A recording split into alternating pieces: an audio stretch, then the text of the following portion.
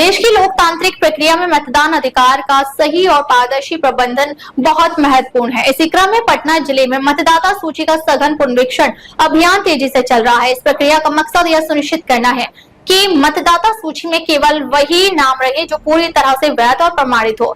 इससे मतदाता प्रक्रिया अधिक सटीक और विश्वसनीय बनेगी।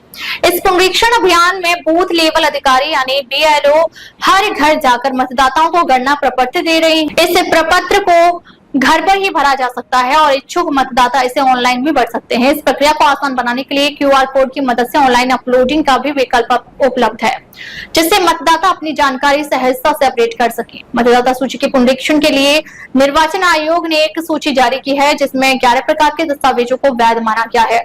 हर मतदाताओं को इनमें से कम एक दस्तावेज BLO को प्रपत्र के साथ उपलब्ध कराना आवश्यक होगा। यह दस्तावेज मतदाता की पहचान, जन्म तिथि और जन्म स्थान प्रमाणित करने में मदद करेगा।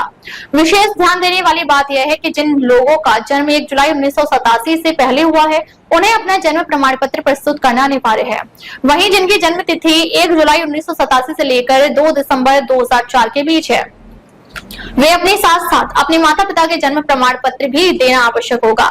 यह कदम इस बात को सुनिश्चित करता है कि सूची में दर्ज नाम सही है और कोई त्रुटि ना हो। मतदाता सूची में नाम के साथ साथ अन्य विवरण भी भरे जाएंगे, जैसे कि मतदाता का नाम, माता पिता का नाम, निवास स्थान, हाल का सफेद पृष्ठभूमि वाला पासपोर्ट साइज फोटो, मतदाता पहचान पत्र संख्या, आधार संख्या और जन्म तिथि। यह विवरण एक सटीक मतदाता पहचान सुनिश्चित करने में मदद करेंगे।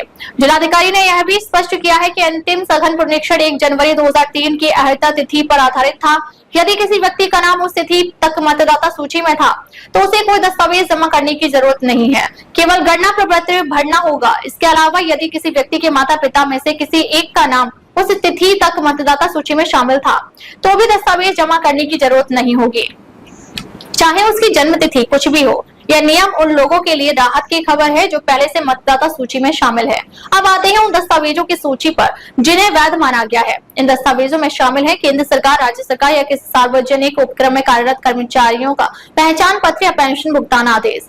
1 जुलाई 1987 से पहले सरकारी स्थानीय प्राधिकारी, बैंक, डाकघर, LIC या सार्वजनिक उपक्रमों द्वारा जारी आई कार्ड या दस्तावेज, सक्षम प्राधिकारी द्वारा जारी जन्म प्रमाण पत्र, पासपोर्ट, मान्यता प्राप्त बोर्ड या विश्वविद्यालय द्वारा जारी मैट्रिक या अन्य शैक्षणिक प्रमाण पत्र, स्थायी आवासीय प्रमाण पत्र, वन अधिकार प्रमाण पत्र, सक्षम प्राधिकारी द्वारा जारी OBC SC ST जाति प्रमाण पत्र, राष्ट्रीय नागरिक रजिस्टर यानी जहां उपलब्ध हो, राज्य या स्थानीय प्राधिकारी द्वारा तैयार परिवार रजिस्टर, सरकार द्वारा जारी कोई भी भूमि या मकान आवंटन प्रमाण पत्र। इन दस्तावेजों में से किसी एक को प्रस्तुत करना आवश्यक होगा ताकि मतदाता सूची का पुनरीक्षण सफलतापूर्वक किया जा सके।